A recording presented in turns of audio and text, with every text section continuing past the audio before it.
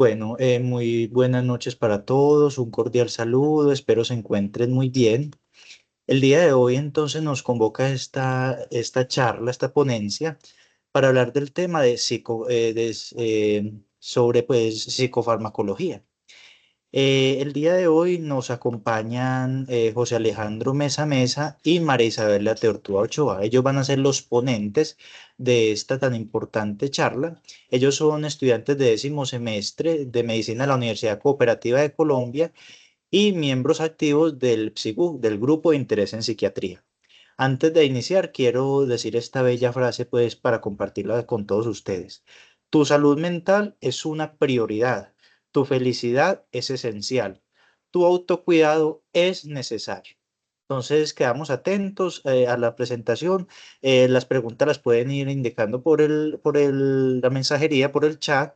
Y durante la charla se hará pues una frase para la asistencia, la cual es pues muy necesario que la indique. Muchísimas gracias. Le doy paso a Alejandro y a Mario. Bueno, entonces nosotros vamos a hablar un poquito como lo que es la psicofarmacología. Como ya Juan muy bien nos dijo, yo sí, mi compañero y yo somos de 10º semestre, María Isabel y José Alejandro. Entonces, esto es lo que vamos a tocar el día de hoy. Obviamente, abordar específicamente cada uno de estos temas nos abarcaría más como una noche, ¿cierto?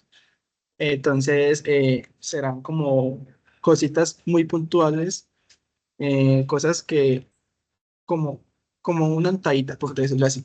Es primero lo que es la introducción, antidepresivos, ansiolíticos, estabilizadores del ánimo, antipsicóticos y los 15 medicamentos que un médico general debe manejar.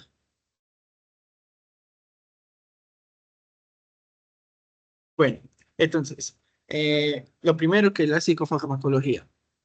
Es esa disciplina que se centran en aquellos fármacos que nos ayudan a modular o a controlar como ese comportamiento o esa función mental de los pacientes, ¿cierto? Esto se da a través, pues, por ese mecanismo de acción que es en el sistema neuroendocrino. En- Nosotros en rotación,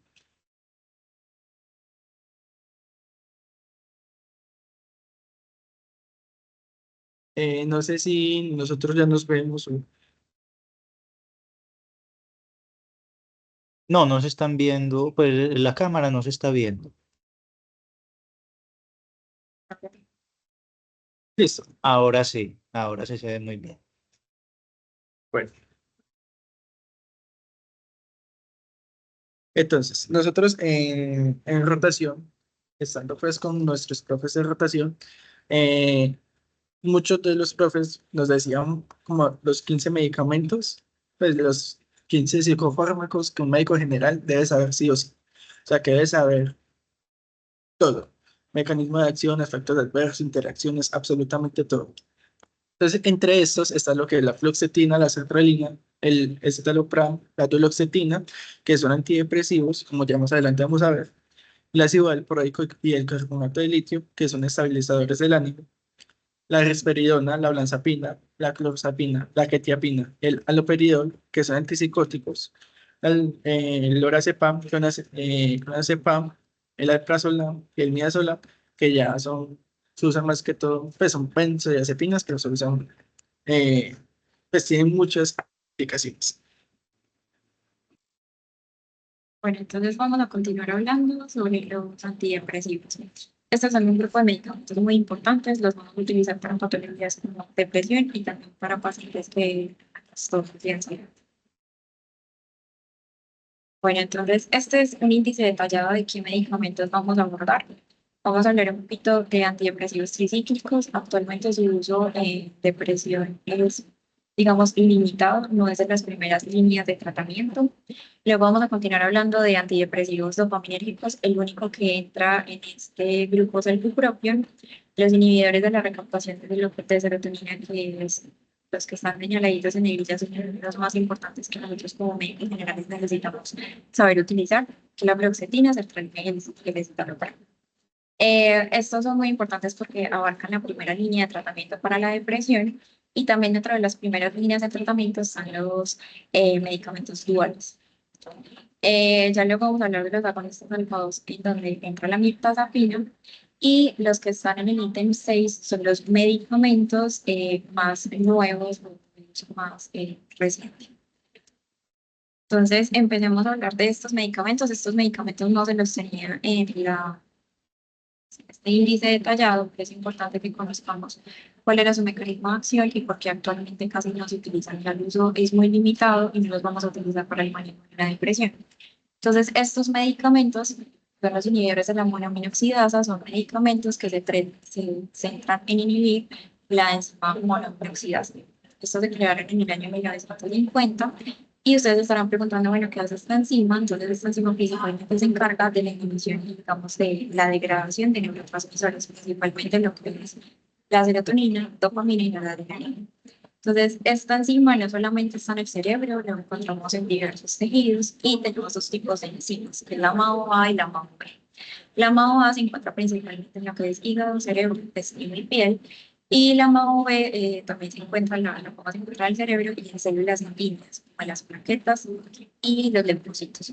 Entonces, digamos, estas enzimas no solamente se encargan de degradar los neurotransmisores como les venía contando, sino que también se encarga de degradar otras sustancias y otros medicamentos. De estos medicamentos se crearon medicamentos que generaban una inhibición totalmente irreversible de la enzima y otros que generaban una inhibición irreversible. Los que generaban una inhibición irreversible generaban más efectos adversos porque, como les decía, esta enzima se encarga también de otras funciones. Entonces, dentro de esos efectos adversos, la principal era la cardiotoxicidad que producían estos medicamentos, podían causar crisis hipertensivas y también podían causar hemorragias intracerebrales. Eran un poquito engorrosos pues, de utilizar, son engorrosos de utilizar porque los pacientes pues, interactúan con diferentes medicamentos y los pacientes no pueden consumir todos los medicamentos que requieren. Por ejemplo, no pueden consumir lo que es vino, cervezas, ni tampoco pueden consumir carnes ni pescados humanos. Entonces, por eso son un poquito complejos de uso. Actualmente en Colombia solamente se utiliza más que todo la serotonina. Este es un medicamento que se utiliza no para depresión, sino para el tratamiento del Parkinson. Es importante porque ejerce una acción reversible, por eso no tiene tantos efectos adversos. Y esta pues, digamos, puede ser un tratamiento coadyuvante, que son medicamentos que potencian la acción de la levodopa en el tratamiento del Parkinson. Bueno, entonces continuamos hablando de los antidepresivos tricíclicos. Estos se crearon entre el año 1960 a los 70 y estos son medicamentos que sí utilizamos actualmente, entonces es importante que los usemos. No es la primera línea para el tratamiento de una depresión ni tampoco para el tratamiento de insomnio.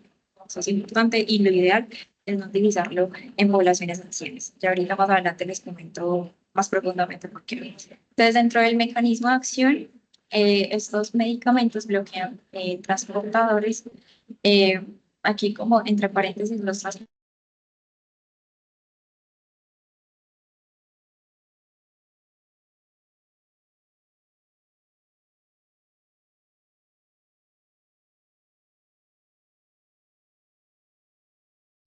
Perdón, se dejó como de escuchar.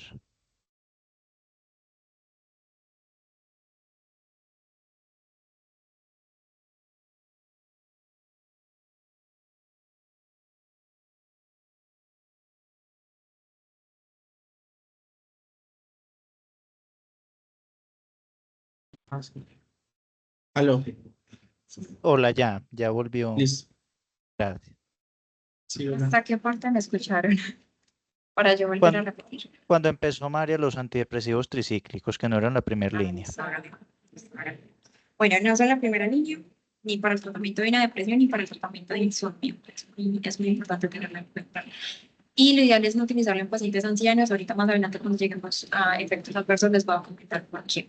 Entonces, estos medicamentos se crearon en 1960 a 1970 y la gran mayoría de los medicamentos que vamos a hablar, su mecanismo de acción es bloquear el transportador de los neurotransmisores. En este caso, los transportadores, como su nombre indica, son como Sí, o sea, nos llevan, se encargan del transporte de diferentes neurotransmisores y dependiendo del neurotransmisor que transportan es que adquieren su nombre. Entonces, en este caso, ellos bloquean el transportador de la noradrenalina y de la serotonina. Y bueno, estos medicamentos tienen una muy buena potencia, pero son muy poco selectivos, porque no solamente bloquean el transportador, sino que bloquean adicionalmente otros receptores. Entonces entran receptores colinérgicos, entran receptores muscarínicos, receptores alfa-adrenérgicos, histamínicos y los 5HT2C y A, que estos son receptores serotoninérgicos. Entonces de ahí es que ellos tienen una gran cantidad de efectos secundarios que vamos a hablar más adelante. ¿Para qué están indicados? Bueno, como les decía al principio, se indica para trastorno de sueño y para depresiones, pero no es la primera línea por la que vamos a comenzar. Principalmente estos se indican para, por ejemplo, lo que es TOC, enuresis en niños y los trastornos como la psicodermatosis, pero también se puede utilizar entonces, por ejemplo, trastornos de pánico, depresión, dolor crónico como neuralgias o fibromialgia, trastornos de estrés postraumático y parasomnias, que principalmente atraen el sueño como pesadillas, sonambulismo y terrores nocturnos. Bueno, entonces, para tener en cuenta estos medicamentos, muy importante, tiene un metabolismo hepático, no se utilizan de primera línea de atención porque tienen gran cantidad de efectos adversos y requerimos de dosis muy altas para lograr los efectos antidepresivos. Se requiere dosis de 75 miligramos al día, o sea, es muy alto. Entonces, por eso no es lo ideal utilizarlos. Estos medicamentos tienen metabolismo hepático y tienen gran número de proteínas, por lo que van a interactuar con otros medicamentos que también se unen a proteínas plasmáticas y que también tengan un metabolismo hepático. Y otro punto muy importante, en general, con todos los antidepresivos, el efecto se consigue posterior al paso de 2 semanas a 3 semanas. Eso es muy importante que los pacientes lo sepan. Dentro de los efectos adversos, los principales y los iniciales, o sea, los que primero aparecen son los efectos adversos anticolinérgicos, o sea, serostomía, o sea, boca seca, visión borrosa, constipación y retención urinaria. Esos son los más importantes, asociados a otros efectos. Por ejemplo, los psiquiátricos, que son manía, ciclado rápido pues estamos hablando de pacientes que tienen trastorno afectivo bipolar y los pacientes con trastorno afectivo bipolar, ustedes saben que pasan de un estado de ánimo a otro, de depresión a manía, hipomanía. Entonces, estos medicamentos hacen que ciclen entre esos estados de ánimo distintos y por eso lo ideal es utilizar estos medicamentos en pacientes que tengan TAP. Dentro de los efectos neurológicos asociados, en general, generan mareo, disminución de la memoria y estos medicamentos disminuyen el operador convulsivo, por lo que tampoco es ideal utilizarlo en pacientes con epilepsia. Lastimosamente, la gran mayoría de los medicamentos que son antidepresivos generan efectos adversos sexuales y este no es la excepción. Se generan orgasmos, disminución de la libido y trastornos de eyaculación. Pero entonces, yo les decía ahorita que lo ideal es no utilizarlo en pacientes ancianos porque generan disminución de la memoria, generan visión borrosa, retención urinaria, constipación y para eso generan mareo, lo que puede aumentar el riesgo de caídas en una población que ya de por sí tiene riesgo aumentado de caídas. Entonces, por eso sería el ideal. Y abajito les tengo los más disponibles en Colombia, amitriptilina, la imipramina, dozepina y clomipramina. Bueno, entonces, importante para tener en cuenta a qué pacientes en definitiva nunca les vamos a poner estos medicamentos. Pacientes que padezcan de glaucoma, pacientes que tengan hipertrofia prostática y asociado a eso presenten retención urinaria, por lo que les decía ahorita, uno de los efectos adversos van a ser anticolinérgicos, o sea, van a generar retención urinaria, empeoraríamos todo el cuadro, entonces por ejemplo lo utilizamos en estos pacientes. Pacientes que estén cursando con hilo palarítico y que en un lapso anterior de 6 meses hayan tenido arritmias o un infarto de miocardio. Bueno, importante lo que les tengo abajo y es que muchos pacientes utilizan estos medicamentos con medios, o digamos, sí, con medios o finalidad suicida. Entonces, estos medicamentos producen un síndrome anticolinérgico y cuando se combina un antidepresivo tricíclico con un dual, que ahorita vamos a ver el mecanismo de acción del dual para que me entiendan mejor, se puede potencializar el efecto serotoninérgico y puede generar un síndrome serotoninérgico. A nivel cardiovascular, no solamente tiene el efecto que les mencionaba ahorita, de que bloquea diferentes receptores y que bloquea los transportadores de neurotransmisores, sino que también genera un bloqueo en los canales de sodio rápidos. Entonces, al generar ese bloqueo en los canales rápidos de sodio, produce efectos cardíacos, principalmente produce un retardo en la repolarización ventricular. Entonces, estos pacientes, sobre todo con intoxicación por estos medicamentos, generan anormalidades en el electrocardiograma y pueden generar arritmias. Dentro de las anormalidades más comunes está la taquicardia sinusal. Pero las arritmias que se pueden generar por esto son supraventriculares o ventriculares. El eje siempre se desvía hacia la derecha y pueden presentar un bloqueo de rama derecha, y el QRS por lo general siempre se ensancha y se prolonga el QT. Entonces, un QRS que se prolonga más de 100 milisegundos, podemos hablar de que estos pacientes muy posiblemente van a generar convulsiones. Y finalmente abajo les entonces las dosis letales y las dosis tóxicas. Dosis letales mayor de 2000 miligramos y dosis tóxica mayor. Bueno, la trazodona entra dentro de los antidepresivos tricíclicos, pero es una generación distinta y tiene un mecanismo de acción distinto. Entonces, este es un inhibidor de la recaptación de serotonina, se bloquea el transportador, o sea, esa sustancia, sí, digamos, esa herramienta que se encarga de transportar el neurotransmisor, en este caso el transportador de serotonina, y también tiene efectos en los receptores 5-HT2A y C. Entonces, esto también genera un efecto antagónico en los alfa-1 y digamos que este es más selectivo que los otros medicamentos, o sea, los otros antidepresivos tricíclicos que veníamos hablando. Este es muy bueno, como yo les decía, lo ideal es que los anteriores no los utilicemos en ancianos, pero este sí lo podemos utilizar en ancianos, y este principalmente tiene dos usos. Primero, insomnio, principalmente es un insomnio por conciliación, y segundo, lo podemos utilizar en pacientes con depresión. Tampoco es la primera línea de tratamiento, pero lo podemos utilizar. ¿Qué pasa? Si queremos una dosis hipnótica, una dosis para dormir al paciente, necesitamos dosis de 50 en adelante. Y si queremos efectos antidepresivos, necesitamos dosis de 150 miligramos en adelante. Bueno, es un medicamento bueno, no genera tolerancia. Como les decía, lo podemos utilizar en ancianos, pero sí genera efectos adversos, menores que otros antidepresivos tricíclicos, pero sí los genera. Entre esos, en población joven es importante tener en cuenta el priapismo, y puede generar hipotensión postural, mareo, y este también baja el umbral compulsivo, entonces es importante que lo utilicemos con precaución en pacientes. Sí, sí. Bueno, utilizamos con precaución en pacientes con epilepsia. Bueno, entonces continuemos hablando del único dopaminérgico que tenemos, que es el bupropión, en la presentación es el Wellbutrin.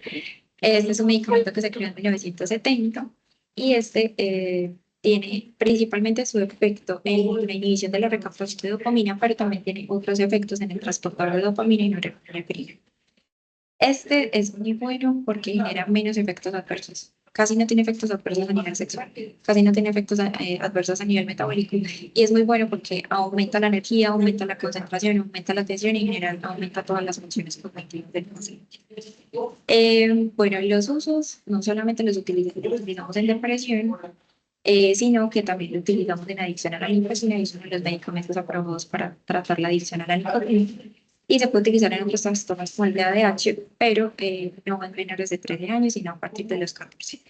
Efectos adversos sí tienen, se puede presentar en cristal, también baja el umbral compulsivo, entonces es importante tener cuidado con pacientes que padezcan epilepsia, y también puede generar náuseas.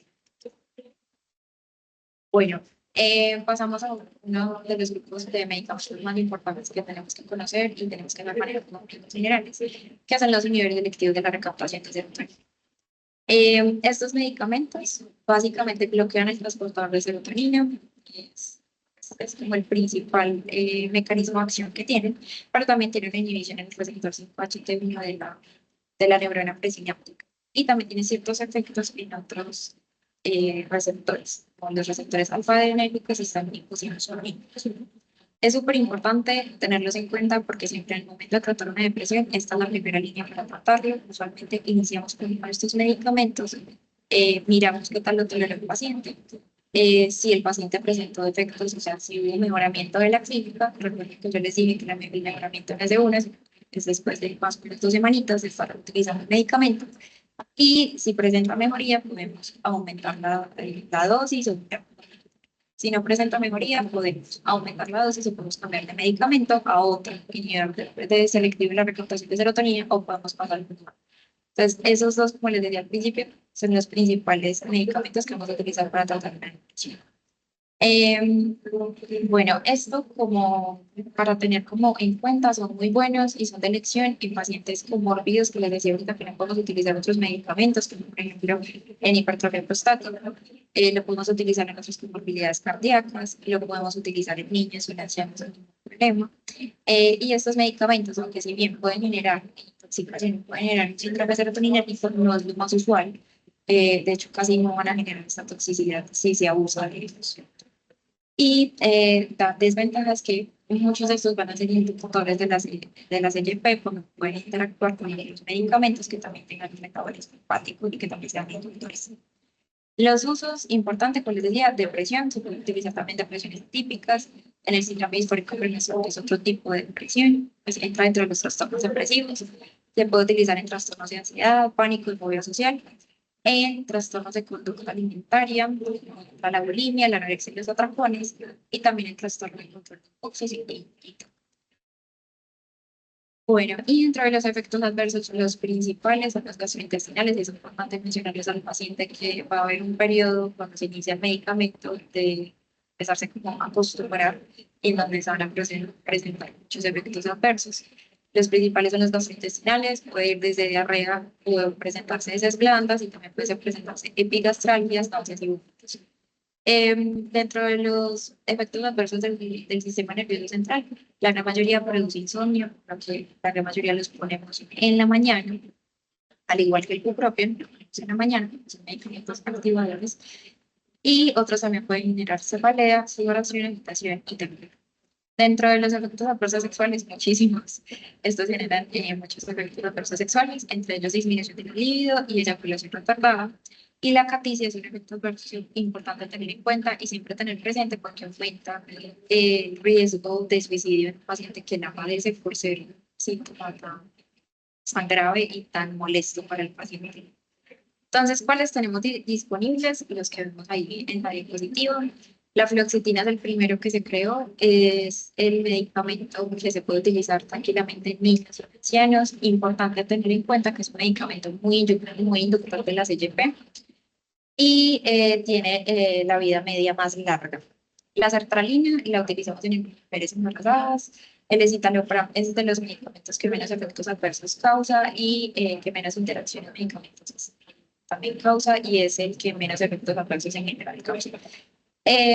Y la paroxetina, de los que les mencioné, la más sedante, y esa la podemos, o sea, le va a generar sueño al paciente y esa la podemos utilizar. Bueno, entonces los duales son otro grupo de medicamentos que, como les decía, es de la primera línea para tratar la depresión. Estos tienen un mecanismo de acción mixto, por eso se llaman duales. Entonces, ellos bloquean el transportador de serotonina y también bloquean el transportador de noradrenalina.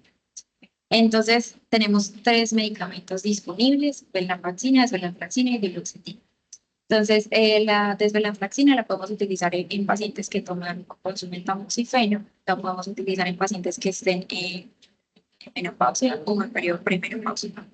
Y la duloxetina es importante tener en cuenta que lo utilizan en pacientes que padezcan de otras comorbilidades como dolor crónico asociado, sea por neuralgias o sea por fibromialgia, ya que también modula esa vía del dolor. Ya dentro de los efectos adversos, muy importante tener en cuenta con estos medicamentos es que también generan efectos adversos anticolinérgicos, como hablábamos ahorita con los antidepresivos tricíclicos, pero no son tan marcados como con los otros medicamentos. Y es importante también tener en cuenta que aumenta la presión arterial de estos pacientes y lo ideal es utilizar en pacientes que tengan hipertensión arterial, pero mal controlada. Pero sí lo podemos utilizar en pacientes hipertensos siempre y cuando sean adherentes al tratamiento y tengan una presión. Entre otros efectos adversos, pueden provocar taquicardia, agitación y temblor. Bueno, los agonistas alfa-2, el único que encontramos ahí es la mirtazapina. La mirtazapina es un medicamento que es el único, a diferencia de los que veníamos hablando, que su mecanismo de acción no depende de inhibir un transportador, ¿cierto? De neurotransmisor, como veníamos hablando. Pero sí bloquea receptores entre esos alfa-2 y ayuda con la liberación de noradrenalina y de serotonina. La mirtazapina es muy útil en pacientes oncológicos que requieran aumentar peso porque pues ella lleva que ya un cierto aumento de peso y también tiene efectos ansiolíticos importantes y ayuda a pacientes que, fuera de todo lo que les estoy contando, tengan asociado eso. Esto no produce efectos adversos a nivel sexual y también mejora la compresión.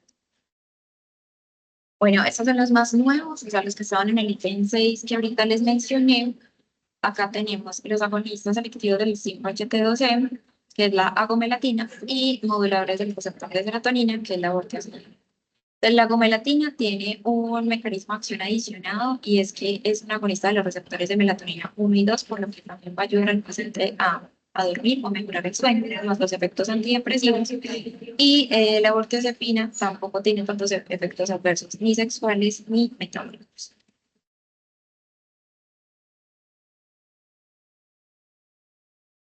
Bueno, ahora sobre los ansiolíticos. Eh, los ansiolíticos básicamente nos vamos a basar en lo que son las benzodiazepinas. Entonces, hay una clasificación de benzodiazepinas. Entre estas está según su vida media. Entonces tenemos la que es vida media corta, que es cuando dura menos de 6 horas, que entre esta tenemos pues lo que es el midazolam. Una vida media intermedia, que es una vida media entre 6 y 12 horas, sería el alprazolam, el lorazepam. Y una vida media larga, que esa es mayor a 12 horas. Y entre estas tenemos el clonazepam y el diazepam. Entonces, respecto al midazolam, como ya les dije, es un inicio de acción rápida. Eh, Como tal, el mecanismo de acción y los efectos adversos son iguales para ambos. Entonces, son represores del sistema nervioso central, ¿cierto? Son agonistas indirectos del GABA, o sea, que aumentan el GABA, que es el mayor inhibidor del sistema nervioso. Y esto es un dato muy importante y es que se debe retirar de forma gradual. Aproximadamente el 25% de la dosis semanal, ¿cierto? Y muy, pero demasiado, pero demasiado importante es que con las benzodiazepinas no se puede tomar ni barbitúricos ni el alcohol, ¿cierto? Porque potencia estos efectos. ¿Por qué? Porque estos también estimulan, también son agonistas de GABA y van a deprimir aún más el sistema nervioso central. Midazolam como tal, como es inicio de acción rápida, es uno de los que más se usan, más que todo como en las salas de urgencias. Se usa para sedación anestésica también. La agitación en urgencias, eso también se usa como un anticonvulsivante. Es una de las primeras líneas para la ansiedad. Y cuando va con antipsicóticos, también puede ir para tratar la agitación en urgencias, ¿cierto? Dependiendo pues de cada paciente. Los efectos adversos, como les dije, es para todas las benzodiazepinas. Puede ir desde una sedación, ¿cierto? Somnolencia, debilidad muscular, mareos, una depresión respiratoria, ataxia, agitación paradójica, puede haber amnesia o alteración en la memoria. Y estos medicamentos son categoría D en el embarazo, ¿cierto? Y se deben evitar en la lactancia como tal. Respecto al midazolam, se debe dar una dosis de 5 a 15 miligramos intramuscular, ¿cierto? 3 dosis máximas en 24 horas. Y la presentación está, por ejemplo, Dormicum, que son tabletas, pueden venir tabletas de 7,5, de 15, de ampollas 5 miligramos por 5 mililitros y ampollas de 15 miligramos, 3 mililitros. Bueno, respecto a las benzodiazepinas, tenemos el alprazolam, pues, las benzodiazepinas de vía intermedia, de acción intermedia. Esta tiene una vida media de 6 a 8 horas. También es represor del sistema nervioso central, y como ya les dije, no se debe dar con alcohol ni barbitúricos. Respecto a las indicaciones, en los trastornos de pánico, ¿cierto? Y los trastornos de ansiedad como tal. Los efectos adversos son los mismos, somnolencia, sedación, mareo, depresión respiratoria, como yo les había dicho, y la dosis va de 1 a 3 miligramos día, ¿cierto? Estos medicamentos vienen en tabletas de 0,25 miligramos, 0,5 miligramos y 1 miligramo, y también vienen gotas de 0,75 miligramos por mililitro. El lorazepam es otra benzodiazepina de acción intermedia, tiene una vida media de 8 horas. Eh, Está indicado más que todo como para tratar la ansiedad, ¿cierto? Es un ansiolítico, es hipnótico, también es un anticonvulsivante, ¿cierto? Es muy utilizado para como anticonvulsivante y para el delirium tremens. Respecto a la dosis de lorazepam, tenemos que es de 1 a 2 miligramos cada 8 horas vía oral, ¿cierto? Cuando el paciente está hospitalizado, o si no, de 2 a 6 miligramos día. Y viene de 1 y de tabletas de 1 y 2 miligramos. Respecto al clonazepam, eh, pues su nombre comercial es el Rivotril. Ese sí es de acción larga, la vida media es de 12 horas. Se usa más que todo en lo que es en trastornos de pánico, se usa como un antiepiléptico, trastornos de ansiedad y también se usa como anticonvulsivo o anticonvulsivante. La dosis va de 0,5 a 4 miligramos día y la presentación es de 2 miligramos, tabletas de 2 miligramos, de 0,5 miligramos y gotas de 2,5 miligramos por mililitro, ¿cierto? Teniendo en cuenta que 6 gotas equivalen a 0,5 miligramos. Es importante saber esto, más que todo porque no podemos usar clonazepam cuando estamos en un contexto agudo, cuando estamos en urgencias, enfrentando a un paciente agitado, porque necesitamos que literalmente el medicamento nos actúe así, ¿cierto? Entonces es muy importante saber cómo esta clasificación y saber muy bien para qué queremos usar las benzodiazepinas. Respecto a los estabilizadores del ánimo, entonces vamos a tener por un lado lo que es el litio y por el otro los que son los anticonvulsivantes como el ácido valproico, la carbamazepina y la lamotrigina. Como yo les había dicho al inicio de la charla, eh, entre los 15 medicamentos que todo médico general debe saber, vamos a tener lo que es el litio y el ácido valproico. Entonces, iniciemos con el litio.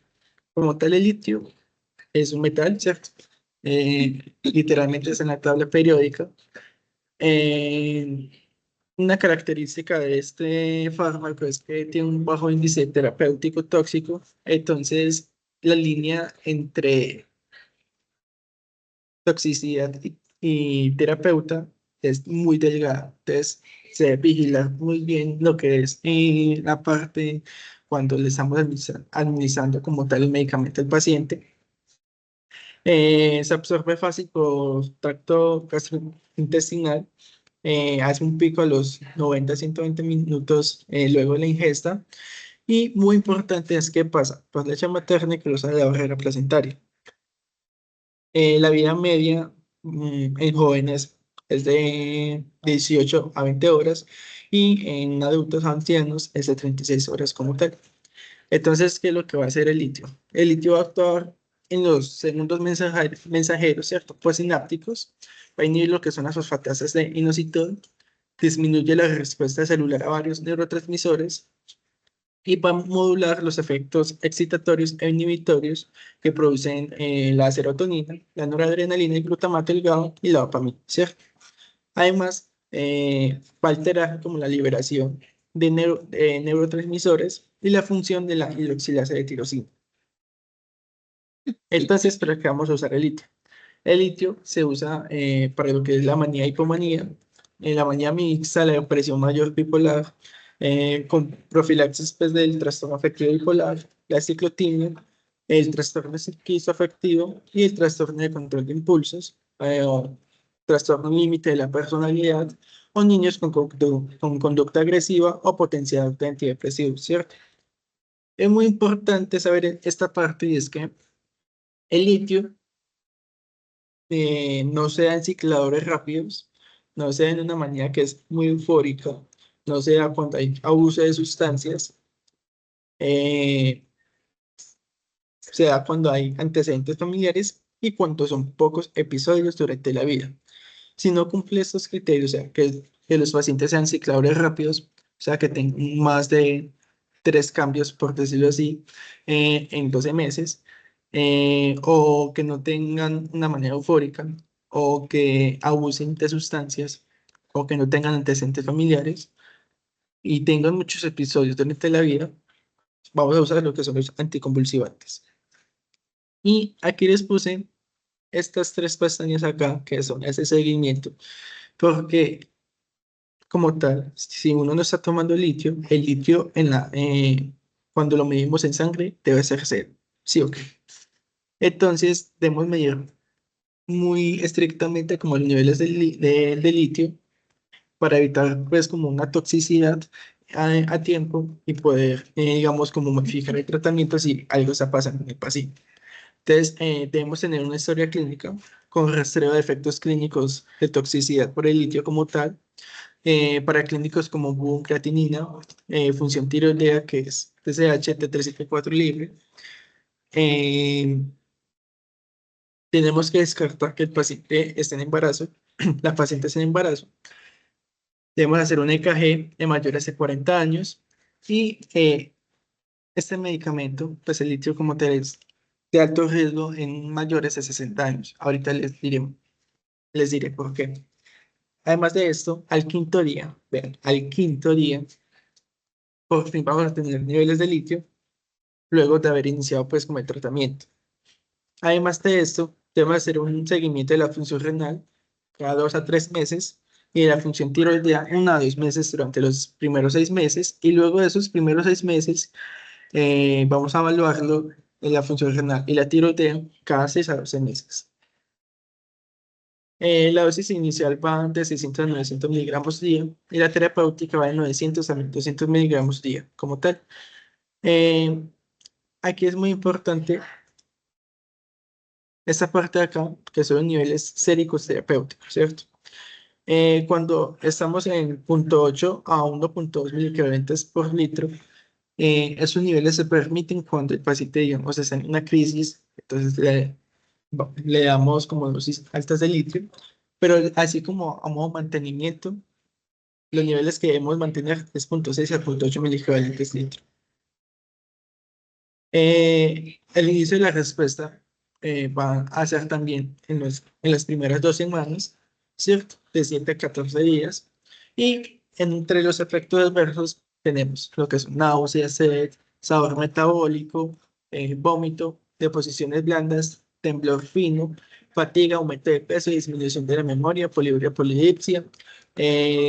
Vamos a tener lo que es el edema, las reacciones cutáneas, caída de cabello, leucocitosis. Y siempre antes de iniciar el tratamiento debemos informar al paciente estos efectos adversos. Y lo que les decía, que no se puede dar en mayores de 60 años, y es porque además de que aumentan lo que es el riesgo de caídas como tal, ¿cierto? Porque producen mareo, además producen disminución de la memoria y producen ese temblor fino. ¿Cómo vamos a poder como mirar una intoxicación, ¿cierto? Por decirlo así? Cuando el paciente ya está presentando lo que es diarrea, dolor abdominal, temblor, está presentando ataxia, somnolencia, disartria, o cuando es una intoxicación grave, hiperreflexia, nistagmos, confusión, convulsiones, coma, o inclusive cuando el paciente ya entra en arritmias o en la muerte como tal. Entonces, ¿qué vamos a hacer cuando el paciente es intoxicado?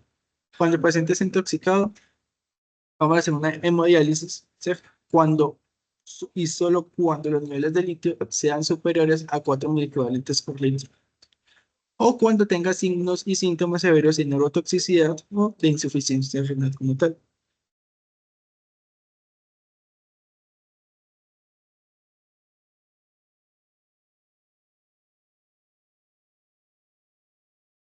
Bueno, entonces vamos a pasar a la otra línea que son los anticonvulsivantes. El primero de ellos y el más importante es el ácido valproico.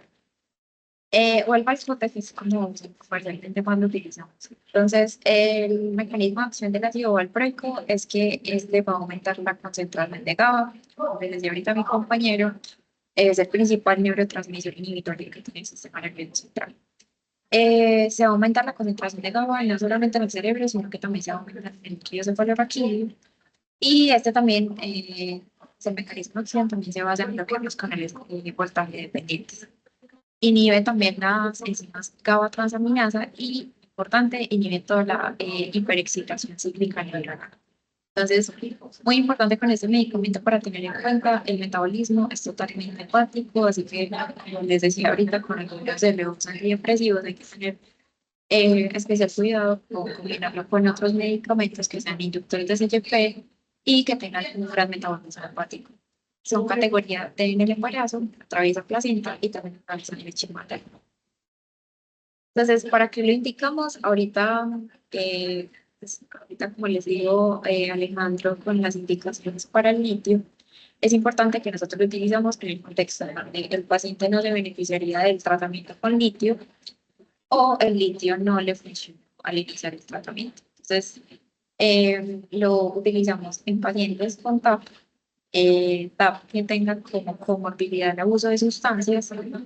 Este sí es útil, pacientes que tengan manía o hipomanía también por TAP, manía mixta, cicladores rápidos, y también cuando tenemos episodios de manías, pero son secundarias por otro trastorno orgánico u otra patología de base, o por ejemplo en epilepsia, demencia, o en el caso de que se haya producido TEC. Entonces, hablemos de los efectos adversos. Acá les señalé con negrilla los más importantes y comunes. Los iniciales son gastrointestinales, producen epigastralgia, diarrea, vómitos y también hepatotoxicidad por el gran metabolismo hepático que tiene. Dentro de los metabólicos encontramos la leucopenia y la trombocitopenia. El sistema nervioso central puede producir temblor fino bilateral, ataxia, fatiga, mareo y alteraciones cognitivas. Y entre los metabólicos, importante que empeora de base cuando la paciente ya tiene un síndrome de ovario poliquístico. Es uno de los medicamentos que más va a aumentar el peso y lo va a aumentar entre 10 a 15 kilos y también puede producir edema y hipertrofia muscular. Dentro de las interacciones, como les decía anteriormente, tener en cuenta, por ejemplo, fármacos que sean inductores de la CYP, como hablábamos anteriormente con los antidepresivos, uno de ellos es la fluoxetina, y también si lo combinamos con otros medicamentos, algunos pueden aumentar las concentraciones séricas de este o disminuirlas. Entonces, en el caso de aumentar las concentraciones séricas, se puede producir cuando lo combinamos con antidepresivos tricíclicos, fenitoína y fenobarbital. En el caso de disminuir las concentraciones anímicas, cuando lo combinamos con carbamazepina. Y abajo les tengo las presentaciones, lo vamos a encontrar en jarabe, cápsulas que realmente son las más potentes, o como el Valproate, que era la imagen anterior que les mostraba, como palbritos. Realmente todas estas presentaciones inician con 250 miligramos.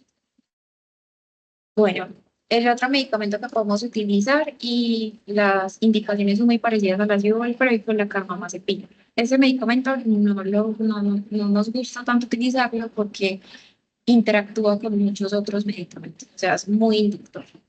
Este lo utilizamos para manías mixtas, cicladores rápidos y también cuando hay TAP más abuso de sustancias. Entonces, este medicamento, el mecanismo de acción es similar al que hablábamos ahorita con el ácido valproico, y es que este medicamento incrementa las concentraciones o las acciones inhibitorias del GABA. Y por eso genera como ese efecto, digamos, más, como lo de negativo, pero es porque va a disminuir todas las actividades cerebrales por el aumento de la concentración del GABA. Y esto también estabiliza las membranas nerviosas que están hiperexcitadas. Entonces, aquí, junto con el otro medicamento que vamos a hablar en adelante, que es la oscorbazepina, este tiene diferentes efectos adversos muy parecidos al siguiente que vamos a hablar. Los principales son gastrointestinales, como náusea, vómito, diarrea.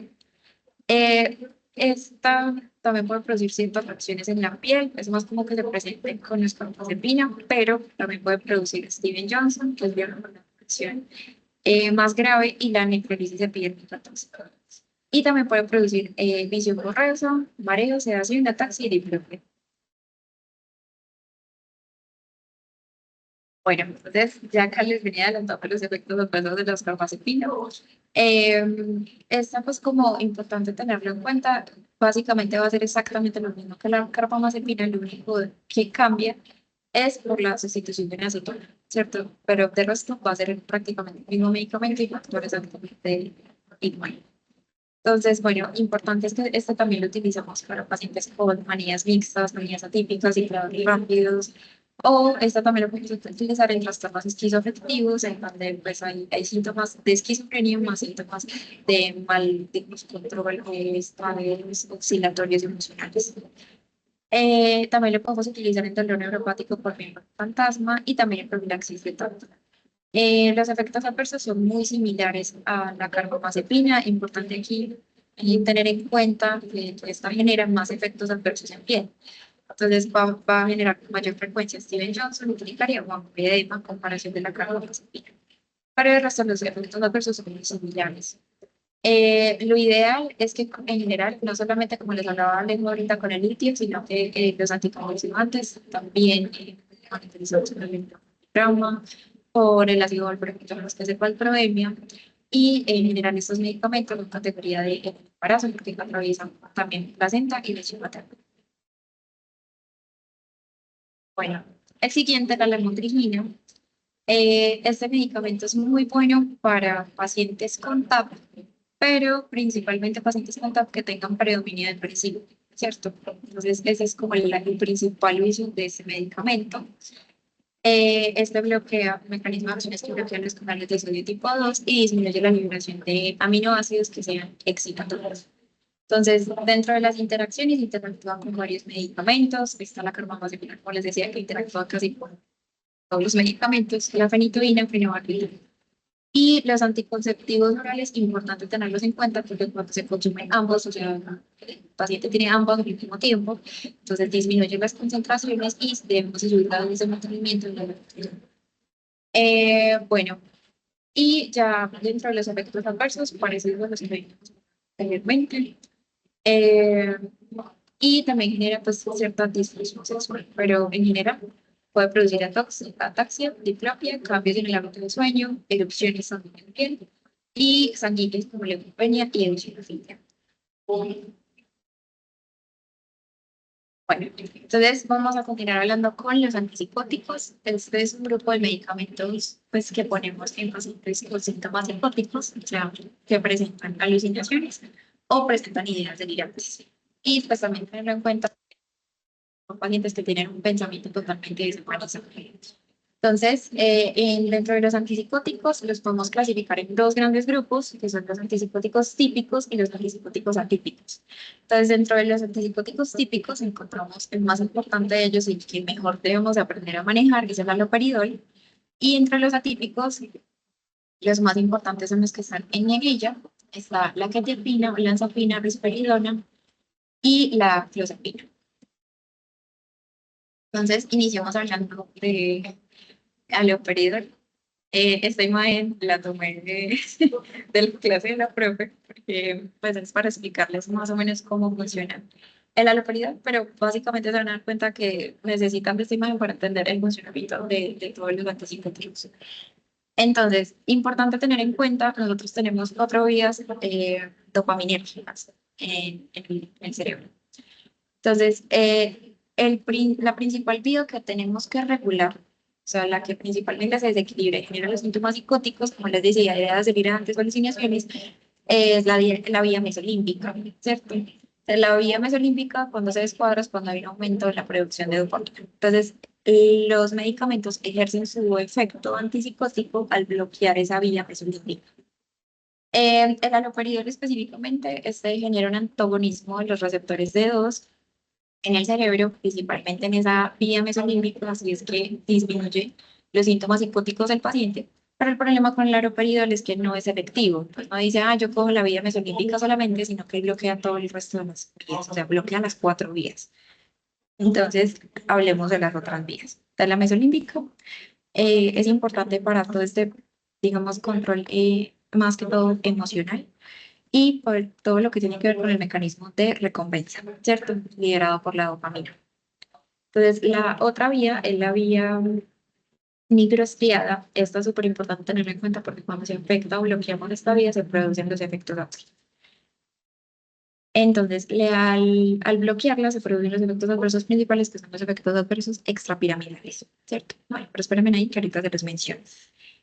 La otra vía es la mesocortical, que básicamente se genera pues se centra en la parte de la memoria, la cognición, la concentración, y es muy importante pues como para esas funciones, que también la bloquea el haloperidol. Y por último, la tuberosidad fundibular, que esa vía se centra más que todo en el control hormonal, y es porque la dopamina genera una inhibición en la prolactina. Entonces, al yo, digamos, quitar esa inhibición por disminuir la cantidad de dopamina de esa vía, el principal efecto adverso que se va a producir es la galactorrea. Bueno, entonces, el haloperidol específicamente hace parte de la familia de las butirofenonas y es un medicamento de alta potencia. Entonces, aquí les vamos a hablar de potencia y ustedes, pues, para que entiendan qué es potencia, que cuando nos referimos a potencia es cuando decimos que un medicamento es muy bueno para quitar los síntomas psicóticos del paciente, ¿cierto? Otros, pues, principalmente de los atípicos, tienen también efectos que son sedantes o hipnóticos, ¿cierto? Entonces, el haloperidol en este caso tiene alta potencia, o sea, va a quitar los síntomas psicóticos del paciente, pero no va a tener efectos, digamos, hipnóticos o sedantes, ¿cierto? Entonces, dentro de los efectos adversos, súper importante tener en cuenta los extrapiramidales que producen. Entonces, se los clasifiqué en agudos, subagudos y tardíos, ¿cierto? Entonces, súper importante tener en cuenta que dentro de los agudos está la distonía, que es muy frecuente en personas jóvenes, sobre todo en hombres. Es básicamente esas contracciones musculares que son dolorosas cuando se producen. Y las crisis oculógenas, estas son principalmente cuando, digamos, hay así como una parálisis de la mirada, o sea, el paciente se queda mirando en la misma dirección por cierto. El subagudo está, los síntomas típicos, como si fuesen un Parkinson, de los parkinsonismos, es muy similar a los síntomas que produce el Parkinson, pero es principalmente por el bloqueo de la vía que les venía contando, o sea, la nigrostriada. Y la caticia se puede presentar tanto de forma subaguda como de forma aguda. Y como les decía ahorita, con los antidepresivos, la caticia es muy importante tenerla en cuenta porque es un síntoma que cuando se presenta se asocia mucho a intentos suicidas. Bueno, las tardías son las disquinesias, esta se presenta más que todo cuando el paciente lleva años consumiendo haloperidol, cosa que no debería de pasar. Bueno, pero se presenta después de mucho tiempo de uso crónico de haloperidol y principalmente se caracteriza porque son movimientos repetitivos, principalmente que pueden darse en cara o en cuello, y es como si fuese una especie de chupeteo que es totalmente involuntario. Bueno, y por último, el síndrome neuroléptico maligno, que se puede dar inclusive en las primeras horas de nosotros haber colocado el haloperidol, y principalmente es un paciente que le ponemos haloperidol y de la nada hace fiebre, ¿cierto? Entonces ahí sospecharemos de este efecto adverso y es una de las peores que le podrían presentar. Entonces, súper importante tener en cuenta, el haloperidol lo utilizamos de forma aguda, o sea, necesitamos quitarle los síntomas psicóticos a un paciente en urgencias ya, ¿cierto? Por lo general, esto no lo vamos a dejar de forma crónica, para eso utilizamos otros medicamentos, y necesitamos dejar un medicamento ahí fijo por más tiempo, por más días, pues sí, de forma más crónica no utilizamos haloperidol, sino que utilizamos, por ejemplo, unos antipsicóticos atípicos. Entonces, que es importante tener eso en cuenta. Entonces, lo utilizamos para sedar pacientes agitados en urgencias. Es muy bueno para pacientes que están presentando agudamente un delirio, también psicosis inducidas por sustancias y trastornos de la personalidad, principalmente clúster B. O sea, pacientes narcisos, pacientes con trastorno límite de la personalidad, y pacientes, por ejemplo, sociópatas con trastorno antisocial, que son clúster B, que los podemos utilizar cuando asociado al trastorno de personalidad tienen síntomas psicóticos. También lo podemos utilizar en depresión psicóticas o pacientes con TAP con episodios psicóticos. Y también puede ser un coadyuvante en pacientes que tienen, por ejemplo, retardo mental o que tienen autismo. Bueno, dentro de los aspectos importantes, este es un medicamento que también tiene un metabolismo hepático, es categoría B en el embarazo, o sea, lo podemos utilizar. Y la eficacia la podemos empezar a tener, fase clínica, a partir de los 5 minutos. Bueno, las dosis y las presentaciones es importante tenerlo en cuenta. Entonces, dentro de las dosis, es utilizar de 5 a 12.5 miligramos al día. Tenemos presentación que es en copas, tenemos presentación en ampollas. De las ampollas hay dos subpresentaciones y tenemos presentación oral. Entonces, dentro de las ampollas hay una que es el Libertil, tiene, pues mira, efecto como acumulativo, ¿no? Entonces, o sea, de depósito. Entonces, genera un efecto de depósito. Entonces, usualmente lo utilizan de forma más crónica y no para de hacer ¿cierto? O sea, no para yo darlo ya, sino si quiero mantener un efecto más prolongado. El, por vía oral vienen tarjetas. Bueno, hablando ya de los atípicos, vamos a iniciar con lo que es la clozapina. Esta va a modular lo que es la actividad dopaminérgica, ¿cierto? Va a antagonizar los receptores de 2 y va a hacer una disociación rápida, y también va a modular la actividad serotoninérgica, antagonizando los receptores de serotonina 2A, ¿cierto? Además, va a tener un agonismo parcial de los receptores de serotonina 1A y va a tener una vida media de 12 horas. En estos pacientes es muy importante, en general con todos los atípicos, es muy importante monitorizar lo que es el peso, ¿cierto? Con el índice de masa corporal, los triglicéridos, la glicemia y la presión arterial. Mm, Ya que entre los efectos adversos eh, puede haber un aumento de peso, puede haber aumento de riesgo cardiometabólico, puede haber una supresión medular, que es la más grave, pero la más infrecuente. Las más comunes son taquicardia, hipotensión ortostática, convulsiones, sedación, celorrea y constipación. ¿En qué casos vamos a usar clozapina? Clozapina se usa en esquizofrenia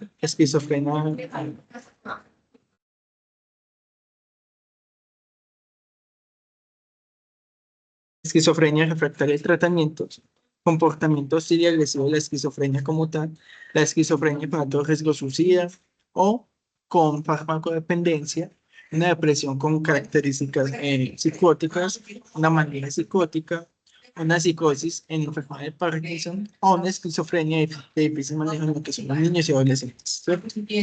La clozapina viene de tableta de 25 y de 100 miligramos. Y la dosis usual es de 100 a 600 miligramos día y se hace una titulación semanal, ¿cierto?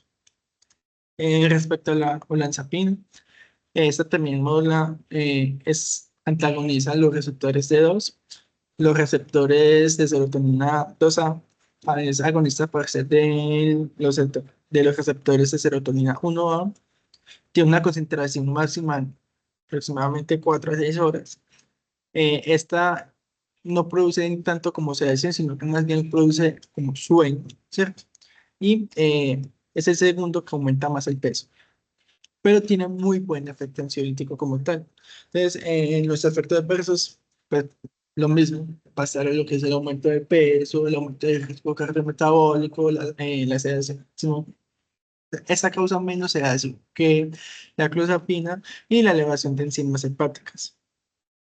Esta se usa más que todo en lo que es en las esquizofrenias, los trastornos afectivos bipolares, los trastornos depresivos mayor con ansiedad, la demencia relacionada con la agitación y la psicosis, en borderline o trastorno límite de la personalidad, en anorexia nerviosa, en trastorno obsesivo compulsivo y en trastorno de estrés postraumático. Esta viene en tabletas de 5 y 10 miligramos y oral, o en ampollas de 10 miligramos intramuscular, que se usa más que todo como ansiedad en urgencias. La dosis usual es de 10 a 30 miligramos al día. En la risperidona, eh, esta tiene el mismo mecanismo de acción, solo que hay algo común, pues hay algo como chévere de ella, y es que tiene propiedades atípicas y típicas. O sea, ¿cómo así? Cuando damos dosis bajas, el risperidona actúa como un agente atípico, ¿cierto? Un antipsicótico atípico. Pero cuando damos dosis muy altas, son actúa como un antipsicótico típico. La vida media de esta pasa entre los 3 y 20 horas, y los niveles plasmáticos van a estar máximo en 1 hora. Respecto a los efectos adversos, es muy, eh, o sea, también va a tener riesgo cardiometabólico, pero menor que los otros. Puede tener riesgo de síndrome extrapiramidal cuando se da una dosis alta. También tiene aumento de peso y también aumenta la prolactina. Es muy casual que hoy, justo hoy, cuando estábamos en rotación, la paciente que me tocó, ella nos comentaba que ella al inicio le dieron risperidona.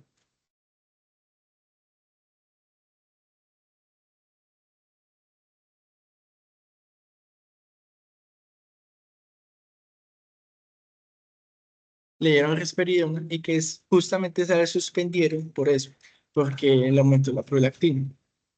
Eso se da más que todo en lo que es la esquizofrenia, la manía, la irritabilidad o la agresividad en autismo en niños de 5 a 16 años, el trastorno afectivo bipolar, o también está aprobado para la esquizofrenia cuando se da en depósito.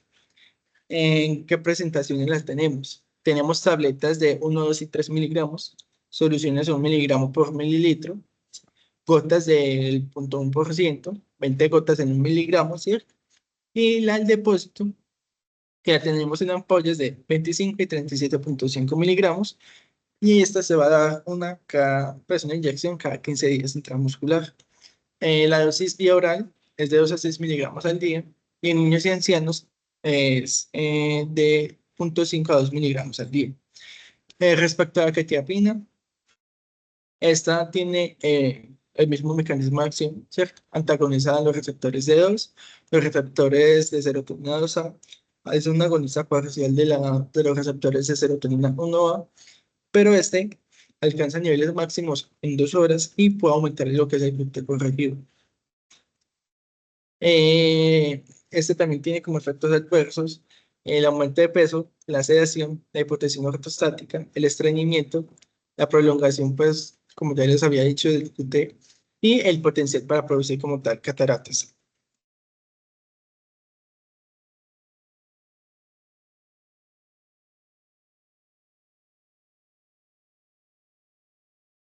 Este se usa más que todo en lo que es para la esquizofrenia, la manía.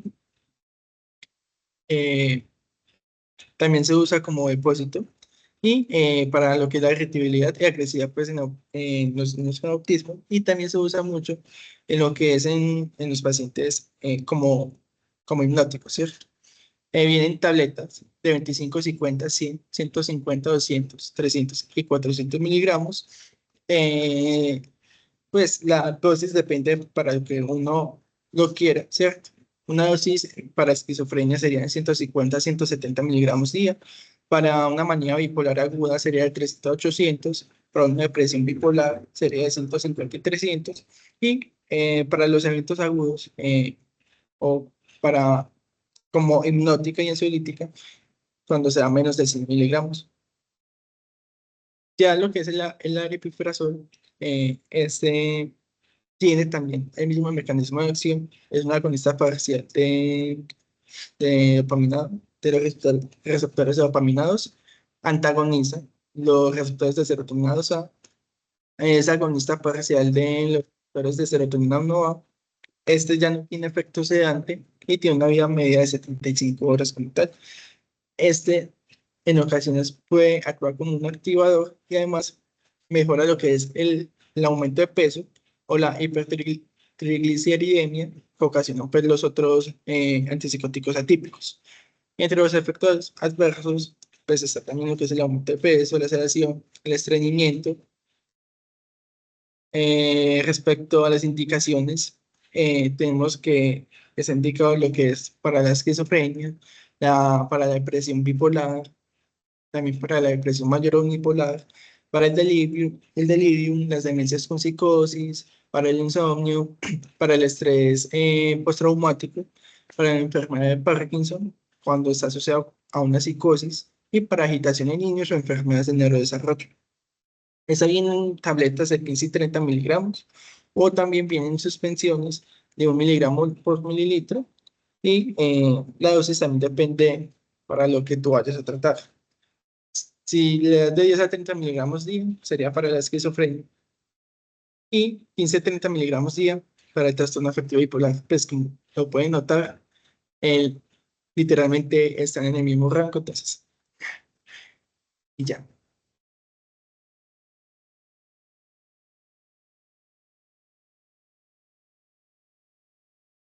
Muchas gracias.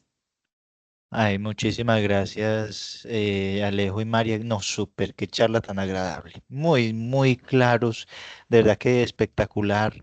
No sé si de pronto alguna persona, alguno de nuestros asistentes tenga alguna pregunta. Ay, perdón, Nico, yo no sé si estará por ahí todavía. ¿Nos pueden indicar la frase, María y Alejo, la frase clave? Pues la palabra clave para la asistencia, por favor. O el Butril, ¿Cuál? o el Butril. Con Ah, listo. Entonces ya escuchamos la sí, palabra. sí, sí me entendieron. Les pongo la de auto. Para que de pronto alguien no Ajá, escuchó bien, un momentico y la borra. ya, ya. 2 segundos. Yo voy haciendo una pregunta o un aporte, no sé ustedes qué me pueden indicar de esto. Cuando se está tratando con estabilizadores del ánimo, en especial el litio, pues no sé por qué hay personas que le tienen como miedo al litio. De pronto es por el nombre, porque uno entiende que el litio, como lo indicaban ustedes ahorita, tiene las diferentes características por ser un metal, pues, pero no sé ustedes qué opinen a través pues de las rotaciones que han tenido, porque es que la gente tiene como ese miedo al litio, la verdad, yo no entiendo por qué. Yo sé que yo pues me pongo en el lugar de la persona, yo me pongo en el lugar de la persona y uno piensa, no puede en el lugar de la persona. Ay, que mira nadar, ay, no, ¿cómo así que litio, ese metal? O hay gente que dice, ay, no tome eso, que eso es un metal. Pero, y uno entiende que las personas no tienen pues por qué saber las cosas buenas, las cosas malas. No está pues de más una persona que investigue. Eso está muy rico que la persona sepa sobre su salud. Pero no sé ustedes qué piensan, porque es que las personas hay veces, no todas, pero hay veces tienen como miedo que al tratamiento con litio. Yo no sé si es por el nombre o por qué. ¿Ustedes por qué opinen? Eh, yo te diría como que es por lo que ahorita les comentaba Alejo, y es que tiene un problema, y es que la dosis terapéutica está muy cerca de la dosis tóxica. De pronto, si tú no la sabes manejar bien y si no le haces un adecuado control al paciente, pues como la dosis está tan cercana, pueden hacer pues, síntomas de estar intoxicados por litio. Siempre que haya síntomas, independientemente del seguimiento que se les debe de hacer, cuando se presenten síntomas hay que hacerle una litemia para mirar si el paciente efectivamente se le aumentaron los niveles de litio. Dependiendo de qué nivel de litio tenga y si es una intoxicación, se presentan diferentes efectos adversos, entonces por eso es importante tener como eso presente. Y respecto al tratamiento, no es como que te ponemos este medicamento, te sacamos el litio y ya vas a estar mejor porque no hay ningún medicamento como tal que saque el litio. El único que es capaz de sacar el litio es el mismo riñón, o si no, se tendría que hacer una diálisis, pero bajo litemias mayores de 4, ¿cierto? Entonces, mira que es complicado porque si tú llegas a una intoxicación, entonces hay que esperar a que el paciente elimine el litio o hacerle ya la diálisis.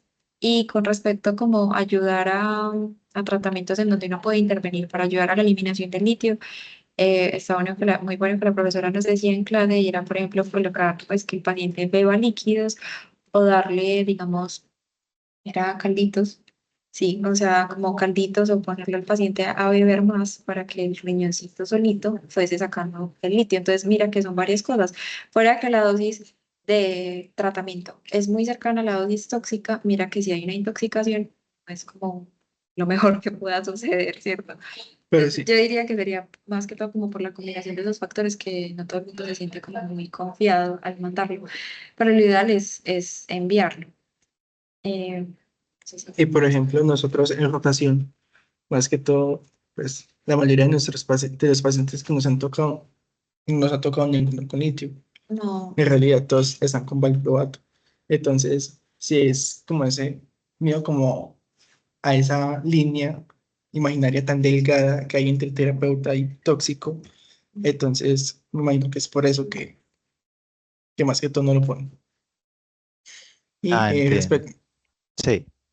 la profe Lina pregunta eh, que qué le dirían a los pacientes que deben tomar antidepresivos, si son seguros y si tienen beneficios tomar antidepresivos.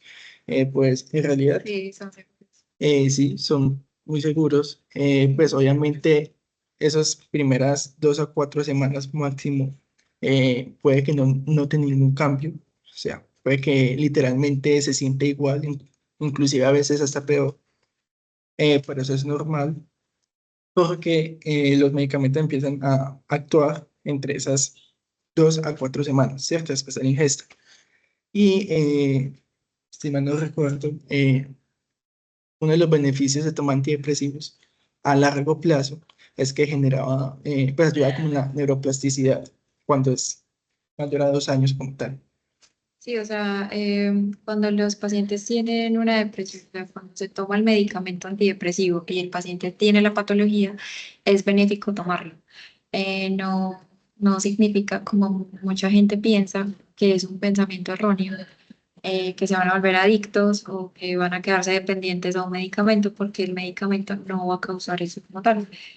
Entonces, como les decía al principio, sí es benéfico porque a la larga se ve pues como un mejoramiento en toda pues, en todo el funcionamiento cerebral y en toda la bioquímica neuronal. Entonces, sí, antes es un factor, pues antes es protector montarle uno de estos medicamentos a un paciente que verdaderamente lo necesita. Bueno, Ah, listo.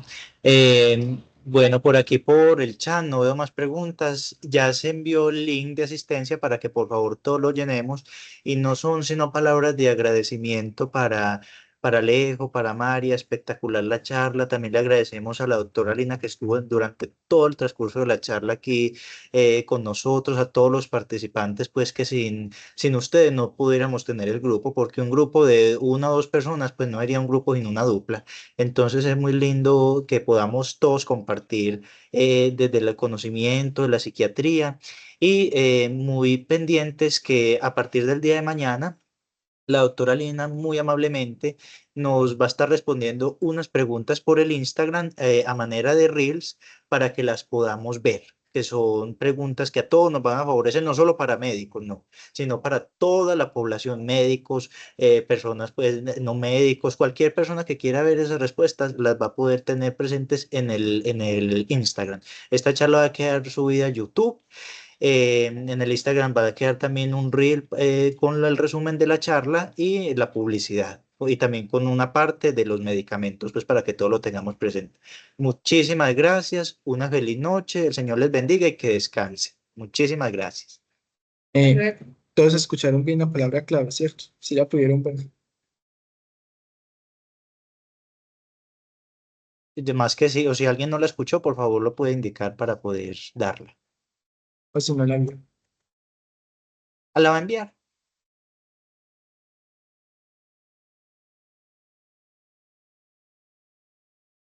Ah, por aquí nos copió Santi que no la escuchó bien. Alejo, si la pudiera repetir o enviar, por favor. Claro que sí, ya la comparto otra vez. Ah, bueno, muchísimas gracias. Voy a dejar ya de compartir aquí, gracias. ¿Ya ven mi pantalla? No, no se ve.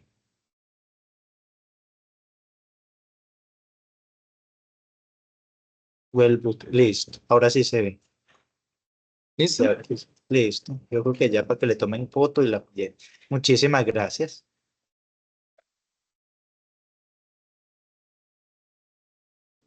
hasta luego. Hasta luego, feliz Hasta noche. luego. Feliz noche igualmente.